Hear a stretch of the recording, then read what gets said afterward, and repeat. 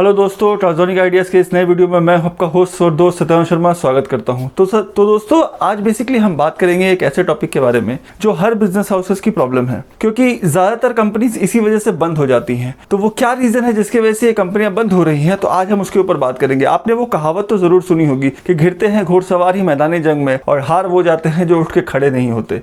तो जो घिरसवार गिरे हुए हैं वो खड़े क्यों नहीं हो रहे हैं और वो खड़े क्यों नहीं हो पा रहे हैं, इसका बेसिकली 11 इंपॉर्टेंट वजह है। तो आज बेसिकली हम उसी टॉपिक के ऊपर बात करेंगे, तो इस वीडियो के अंत तक बने रहिएगा। और ये आप जरूर जान लीजिएगा कि वो कौन सा रीजन है जिसकी वजह से आप गिर रहे हैं, या वो कौन सा रीजन है जब आप बिजनेस स्टार्ट करेंगे तो आप वो गलती ना करें। तो इसका नोट बना लीजिए, अपने ऑफिस के वॉल पे लगा दीजिए और हमेशा इस बात पे नोट करिए कि ये 11 पॉइंट्स आपको कभी मिस नहीं करना है। हमेशा आपके इस 11 पॉइंट का आंसर हमेशा आपके पास होना चाहिए।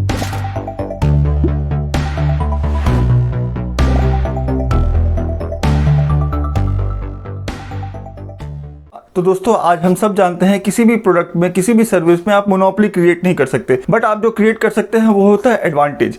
अगर आपके प्रोडक्ट में देने वाला कोई एडवांटेज नहीं है, या आपके प्रोडक्ट जो आपकी प्रोडक्ट या आपकी सर्विस को एक्वायर करेगा उसके पास कोई आपका यूनिकनेस नहीं है आपकी सर्विस की, तो वो आपके पास क्यों जाएगा। ज्यादातर कंपनियां सिर्फ इस वजह से मार खाती हैं क्योंकि उनका कोई यूनिक एडवांटेज नहीं रह जाता, कॉम्पिटिटिव एडवांटेज नहीं रह जाता इंडस्ट्री को लेकर के।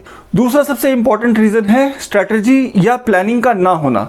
तो एक कंपनी या फिर एक इनिशिएटिव का अगर कोई प्रॉपर प्लानिंग नहीं है, कोई प्रॉपर स्ट्रेटेजी नहीं है, तो उस बिजनेस का फ्लॉप होना एकदम श्योर है।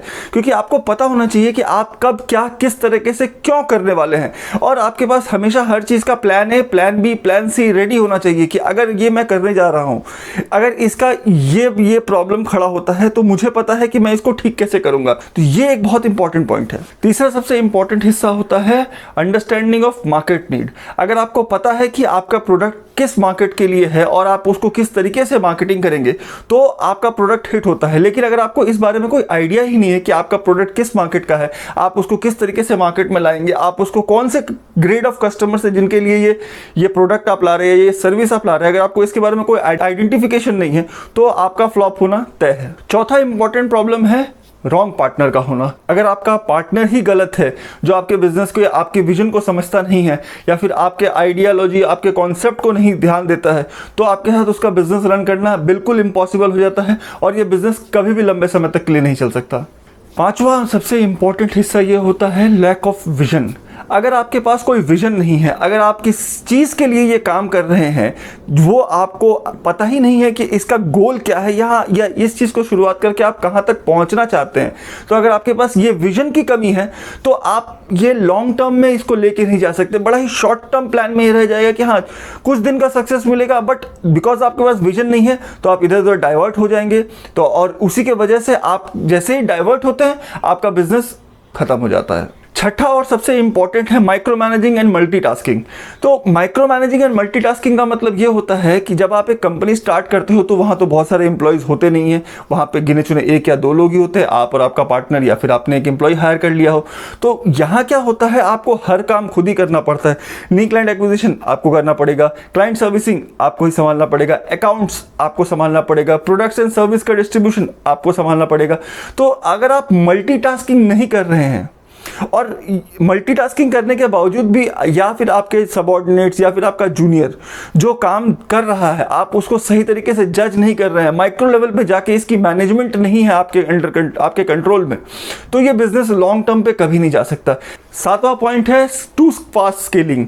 इसका मतलब ये होता है कि आप बिजनेस में, जैसे आपने नया बिजनेस स्टार्ट किया है और आपको इनिशियल लेवल पे 2-4 ऑर्डर मिल गए, तो आपने क्या किया, 10 बंदे सेल्स के हायर कर लिए, 10 बंदे सर्विस के हायर कर लिए, 10 बंदे अलग डिपार्टमेंट के हायर कर लिए, और आप बहुत जल्दी फास्ट स्केल करने पे लग गए। बट आपने कभी अपने प्रॉफिट को मैनेज नहीं किया कि हाँ पहले मुझे प्रॉफिट भी सेव करके रखना है ताकि मैं लॉन्ग रन पे इसको यूज़ कर सकूँ, लॉन्ग रन पे इसको यूटिलाइज कर सकूँ। देखिए, आप अगर काम करते हैं, आपके अगर कॉन्टैक्ट्स हैं तो ऑर्डर्स तो आएंगे ही, और उसी ऑर्डर्स को आपको प्रॉफिट में कन्वर्ट करना है। आप जितनी जल्दी प्रॉफिट में कन्वर्ट करते हैं उतना आपके लिए बिजनेस के लिए, उतना आपके बिजनेस के लिए एडवांटेजेस होता है। तो स्केलिंग बहुत फास्ट नहीं करना है, बहुत सोच समझ के उसको ऑब्जर्व करके तब उसको स्केल करना है कि हाँ ठीक है चलो नेक्स्ट स्टेप जाने का समय अब आ चुका है। 8वां पॉइंट है अपग्रेड एक बहुत ही इंपॉर्टेंट हिस्सा होता है किसी भी बिजनेस को या किसी भी सर्विस इंडस्ट्री को, प्रोडक्ट या सर्विस इंडस्ट्री को चलाने के लिए। अगर आपके प्रोडक्ट, सपोज करिए फॉर एन एग्जांपल, आज के मोबाइल के स्मार्टफोन के ज़माने में अगर आप कोई ब्लैक एंड वाइट फ़ोन लेके आते हैं तो वो मार्केट के हिसाब से नहीं चलेगा, वो उसका सेल आपको कभी नहीं मिलेगा। आपको समय के साथ साथ अपने सिस्टम को अपग्रेड भी करना है, और समय के साथ साथ अपग्रेड से ज़्यादा आपको एक कदम आगे रखने की सोचनी है, रिसर्च करना है कि हाँ नेक्स्ट प्रोडक्ट या नेक्स्ट लेवल इसका क्या हो सकता है। तो आपका प्रॉपर अपग्रेडिंग होना चाहिए। अगर आपकी प्रॉपर अपग्रेडिंग नहीं है, अगर आप प्रॉपरली ज़माने के साथ, टेक्नोलॉजी के साथ आगे नहीं बढ़ रहे हैं, तो आप काफ़ी पीछे रह जाएंगे। 9वां पॉइंट है सेल्स। ये एक, मैंने इसको इसलिए इतना नीचे रखा हुआ है क्योंकि देखिए जब भी कोई बिजनेस प्लान करता है या जब भी कोई बिजनेस स्टार्ट करता है उसके पास सेल्स ऑब्वियसली होता है, उसका एक सेल्स फनल रेडी होता है। बट वो सेल्स फनल क्या होता है, धीरे धीरे बाकी सब कामों के चक्कर में वो सेल्स फनल का डेवलपमेंट रुक जाता है। इसके वजह से क्या होता है कि एक बार अगर आपका सेल्स फनल रुक गया, अगर आपका सेल्स ड्राइव रुक गया, तो ये जो ऊपर के मैंने सारे पॉइंट्स आपको मेंशन किए हैं ये किसी काम के नहीं रह जाते हैं। तो आपका सेल्स पर भी प्रॉपर फोकस होना चाहिए। अगर कंपनी में सेल्स ही नहीं आएगी तो आप किस बात की अपग्रेड करोगे, किस बात का विजन बनाओगे। और 10वां इंपॉर्टेंट पॉइंट है डिस्ट्रैक्शन का। अब प्रॉब्लम ये होता है, बहुत सारे कंपनीज में मैंने नोटिस किया है कि प्रॉब्लम ये होता है लोगों के साथ कि वो जल्दी डिस्ट्रैक्ट हो जाते हैं। सपोज करिए मैं एक पेन मैन्युफैक्चर करता हूँ, अचानक से मैंने मार्केट में देखा लोग इस कोविड टाइम पे सैनिटाइजर भी खरीदना चाह रहे हैं, तो मैंने सैनिटाइजर का प्लांट डाल लिया। तो ये मैंने क्या किया, ये मैं अपने गोल से, अपने पॉइंट ऑफ बिजनेस से डिस्ट्रैक्ट होकर के मैंने कुछ नया ही अलग चालू कर दिया। तो ये आपको नहीं करना है। अगर आप पेन का धंधा करते हैं तो आप पेन के साथ साथ पेंसिल का भी धंधा करिए, तो कंज्यूमर आपको बढ़ेंगे, कंज्यूमर आपके ऐड ऑन होंगे उससे।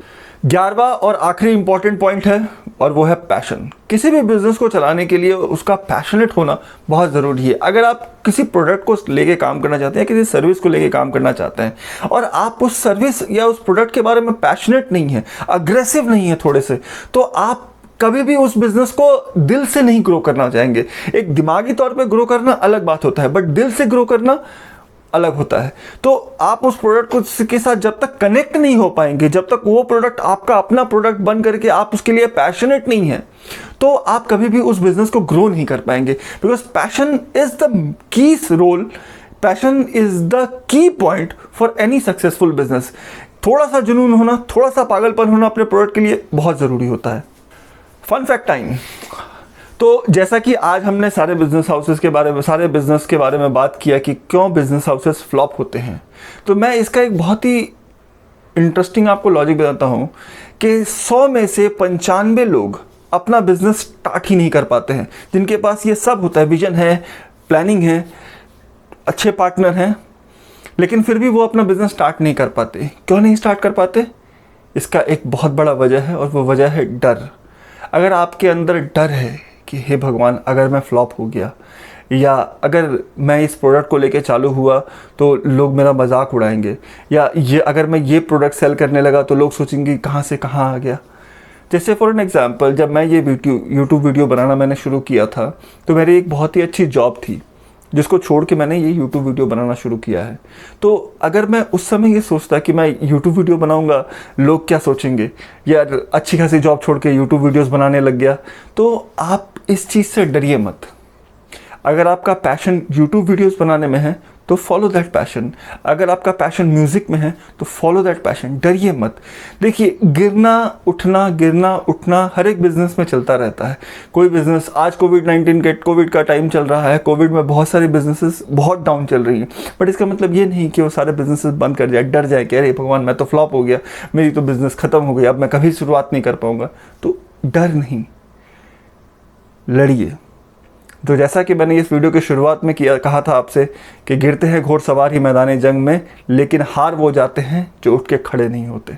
तो गिरिए, गिर करके फिर उठिए, गिरे मत रह जाइए। तो आशा करता हूँ आपको ये वीडियो पसंद आया होगा। अगर मैंने कोई टॉपिक मिस किया हो तो प्लीज़ उसे कमेंट बॉक्स में मेंशन कर दीजिएगा। अगर आप चाहते हैं कि मैं किसी टॉपिक के ऊपर वीडियो बनाऊं तो उसको कमेंट में मेंशन करिए, मैं उस टॉपिक के ऊपर वीडियो बनाने की ज़रूर कोशिश करूँगा। और अगर आपको ये वीडियो पसंद आया हो तो प्लीज़ लाइक करिए, अपने दोस्तों के साथ शेयर करिए और इस चैनल को सब्सक्राइब करिए। Thank you so much.